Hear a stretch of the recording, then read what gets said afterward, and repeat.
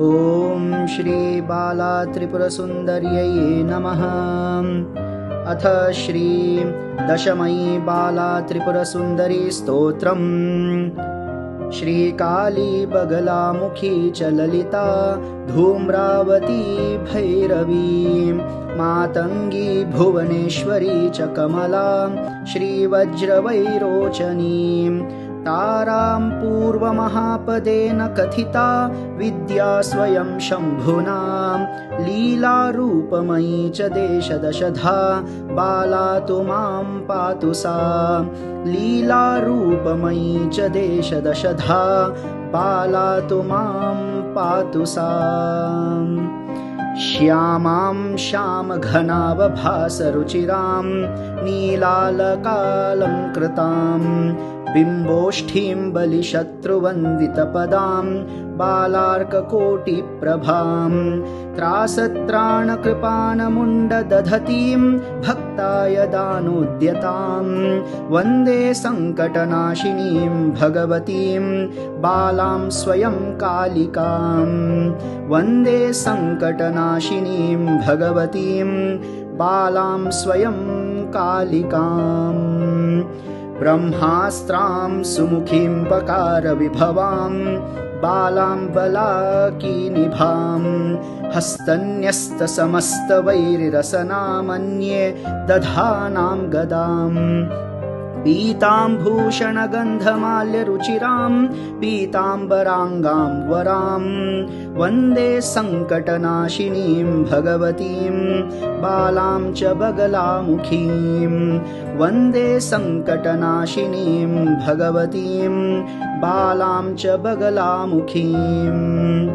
बालार्कश्रुतिभास्करां त्रिनयनां मन्दस्मितां सन्मुखीं वामे पाशधनुर्धरां सुविभवां बाणं तथा दक्षिणे पारावारविहारिणीं परमयीं पद्मासने संस्थितां वन्दे सङ्कटनाशिनीं भगवतीं बालां स्वयं षोडशीं वन्दे सङ्कटनाशिनीं भगवतीं बालां स्वयं षोडशीं दीर्घां दीर्घकुचामुदग्रदशनां दुष्टच्छिदां देवतां क्रव्यादां कुटिलेक्षणां च कुटिलां काकध्वजां क्षुत्कृशां देवीं शूर्पकरां मलिनवसनां तां पिप्पलादार्चितां बालां सङ्कटनाशिनीं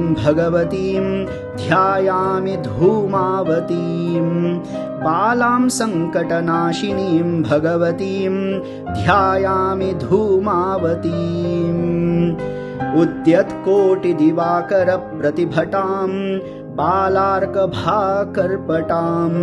मालापुस्तकपाशमङ्कुशधरां दैत्येन्द्रमुण्डस्रजां पीनोत्तुङ्गपयोधरां त्रिनयनां ब्रह्मादिभिः संस्तुतां बालां सङ्कटनाशिनीं भगवतीं श्रीभैरवीं धीमहि बालां सङ्कटनाशिनीं भगवतीं श्रीभैरवीं धीमहि वीणावादनतत्परां त्रिनयनां मन्दस्मितां सन्मुखीं वामे पाशधनुर्धरां तु निकरे बाणं तथा दक्षिणे पारावारविहारिणीं परमयीं ब्रह्मासने संस्थितां वन्दे सङ्कटनाशिनीं भगवतीं मातङ्गिनीं बालिकां वन्दे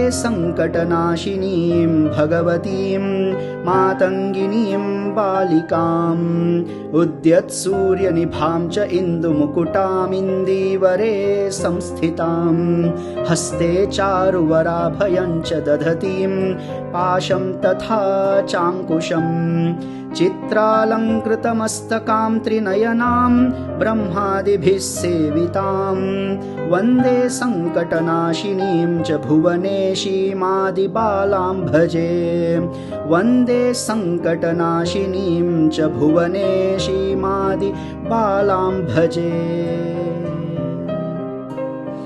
देवीं काञ्चन सन्निभां त्रिनयनां फुल्लारविन्दस्थितां बिभ्राणां वरमब्जयुग्ममभयं हस्तै किरीटोज्ज्वलां प्रालेयाचलसन्निभैश्च करिभिराशिञ्च्यमानां सदा बालां सङ्कटनाशिनीं भगवतीं लक्ष्मीं भजे चेन्दिराम् बालां सङ्कटनाशिनीं भगवतीं लक्ष्मीं भजे चेन्दिराम् सच्छिन्नां स्वशिरो विकीर्णकुटिलां वामे करे बिभ्रतीं तृप्तास्य स्वशरीरजैश्च रुधिरैः सन्तर्पयन्तीं सखीं सद्भक्ताय वरप्रदाननिरतां प्रेतासनाध्यासिनीं बालां सङ्कटनाशिनीं भगवतीं श्रीछिन्नमस्तां भजे बालां सङ्कटनाशिनीं भगवतीं श्रीछिन्नमस्तां भजे उग्रामेकजटामनन्तसुखदां दूर्वादलाभामजां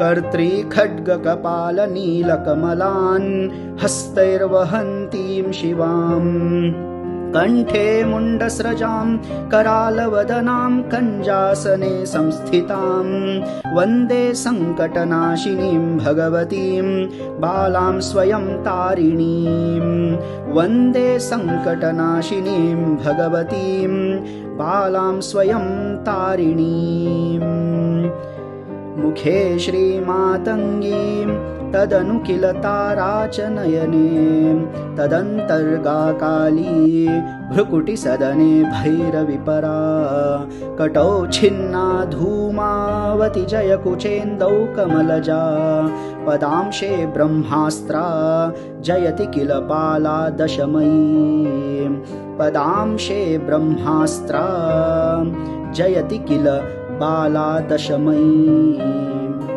विराजन्मन्दारद्रुमकुसुमहारस्तनतटी परित्रासत्राण स्फटिकगुटिका पुस्तकवरा गले रेखास्तिस्रो गमकगतिगीतैकनिपुणा सदा पीताहाला जयति किल बाला दशमयी सदा पीताहाला जयति किल बाला दशमयी इति श्री मेरुतन्त्रे दशमयी बाला त्रिपुरसुंदरी स्तोत्रम संपूर्णम्।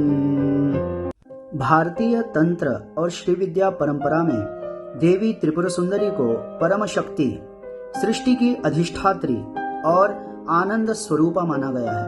उनका बाल रूप बाला त्रिपुर सुंदरी निर्मलता, सौंदर्य, ज्ञान और दिव्य ऊर्जा का प्रतीक है। दशमयी बाला त्रिपुर सुंदरी स्तोत्र देवी की उन्हीं शक्तियों की स्तुति है जिनमें वह 10 महाविद्याओं के रूप में प्रकट होती है, जैसे काली, तारा, षोडशी, भुवनेश्वरी, भैरवी, छिन्नमस्ता, धूमावती, बगलामुखी, मातंगी और कमला। यह स्तोत्र इस सत्य को प्रकट करता है कि ब्रह्मांड की सभी शक्तियां एक ही देवी की विविध अभिव्यक्तियां हैं। प्रत्येक रूप जीवन की किसी अवस्था का प्रतीक है, जैसे भय, ज्ञान, वैराग्य, सौंदर्य, त्याग, शून्यता, विवेक, वाणी और समृद्धि। साधक जब इन रूपों को भीतर पहचानता है तब वह अद्वैत की स्थिति प्राप्त करता है। इस स्तोत्र का नित्य पाठ साधक को भय, शत्रु, रोग और मानसिक अशांति से मुक्त करता है।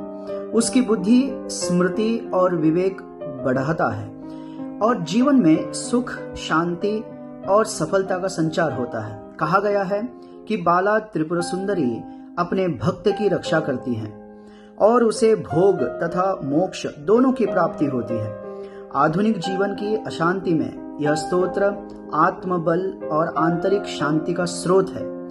यह हमें सिखाता है कि संपूर्ण जगत शक्ति का ही विस्तार है और वही शक्ति हमारे भीतर भी विद्यमान है।